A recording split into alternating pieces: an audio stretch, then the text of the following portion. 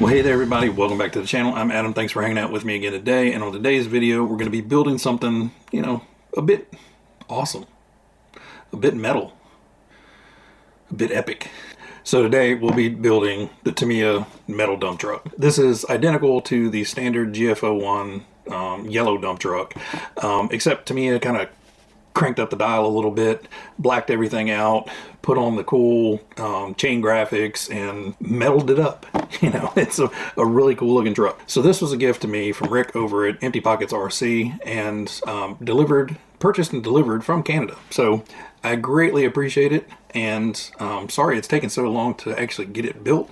And talking with Rick, he was in no hurry for me to build it. He wanted me to take my time and do it whenever I felt like it was time, and now is the time.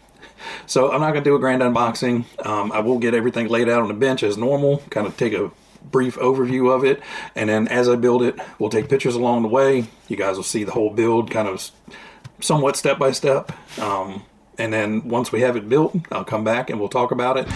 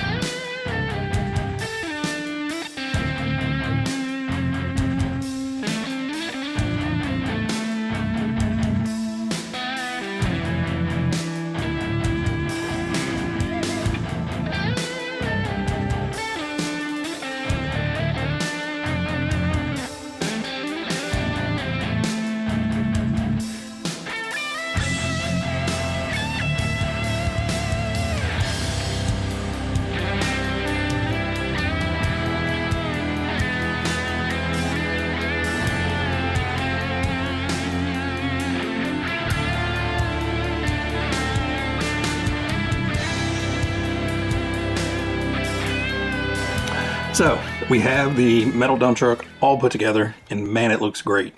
Now, when I got the kit, and I've seen this kit before, but I've never really hyper looked at it. You know, it just looks awesome on the box art. I didn't realize the entire chassis is all chrome. You know, just the chassis in itself, you know, built without the body post on there was kind of like a little work of art of its own. Now, obviously, once you put the electronics on there and the body post and everything, you know, it starts getting a little unattractive, but then you put the body on top of it and holy cow. The overall theme of this entire truck is black and chrome. So the body comes molded in black, and you know, you can get away without painting it, but it's not going to pop as well as it does with, you know, a nice coat of TS14 on there. That shiny black paint looks a whole lot better than kind of the somewhat flat cast black plastic. Plus it does cover up some imperfections. So this thing does have a big hoop of framing on it where they injection mold it, and you have to cut it off on a few pieces here on the sides, and then there's 3 on the front. Now the paint blends everything in, because when you, it doesn't matter if you cut them off or snip them off or just kind of snap them off, it's going to be discolored where you've disturbed that plastic. And so you had basically 3 light spots here and 2 light spots down the side. So painting it helps out a lot. Now, I didn't sand anything. I just took a hobby knife and just smoothed everything out, and you really can't tell. I mean, if you stare at the front, you can see where the 3 spots were, but it's no big deal. Building the kit, super easy. There's really not a whole lot of difficulty as far as building the kit. There are a lot of bearings, so keep that in mind. You know, there are a lot of bearings in all those gears and the transmission, but everything works well, and you know, that's ginormous array of gears should hold up to about anything you put onto this.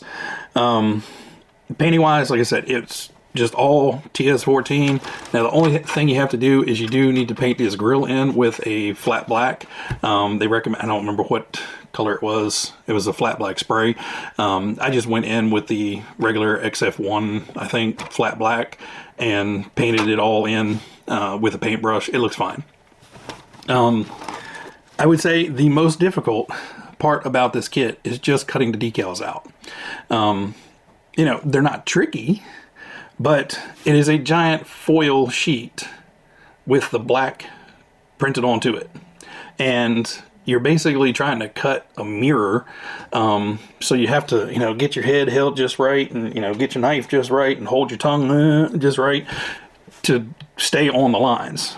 Overall, it's not too bad if you veer off the lines a little bit, but the problem is, like, you know, this big black sticker up here, you know, all that background is black printed sticker, and there's a little tiny faint line of silver showing back in the back, just a little bit.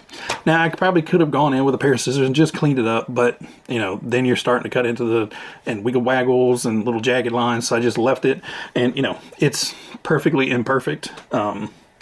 Same thing with the little blue stickers on the cab. So really, this is the only color other than black and chrome on here. You know, you have to be super careful to cut right up to them, or you're going to have just a little tiny bit of silver showing. And again, you know, it's as close as it needs to be. Now, I'm not going to do it right now just because I have the body on very tight. I put foam washers in here just to keep everything from rattling when it does run around. But basically, there's 4 pins in the bed, 2 in the front, 2 in the back. You're supposed to be able to pull those front 2 out, and the bed will actually tip up. There are support rods mounted to the cab, and that will stand up and lift your bed up so you can change in and out the battery. I put the support rods in. I probably won't use them. Like I said, I got the bed and cab mounted down fairly firm with those foam body washers underneath to, you know, give it some tension so it doesn't rattle when you're running it around. So I'll probably just take all 4 body pins out of the bed, just set the bed to the side and change the battery. Now, as far as running it, I did say earlier we were going to run it, but unfortunately, by the time I got this done, it's been raining all weekend. Yesterday was on and off sprinkles all day long, but I didn't get this fully done up until last night, and it's raining now, so everything out there is soaking wet and gross.